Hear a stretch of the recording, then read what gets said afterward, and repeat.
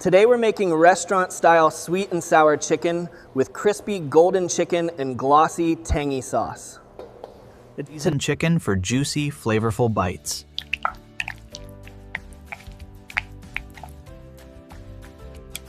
Prepare light, crispy batter for restaurant-style crunch. Fry until golden and extra crispy.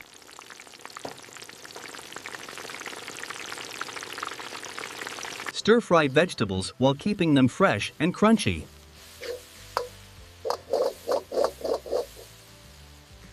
Cook sweet and sour sauce until rich and shiny.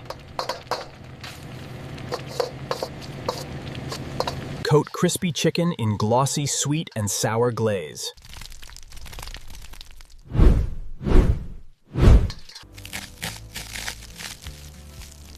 Perfect crunch outside with juicy chicken inside. Serve hot with fried rice or noodles.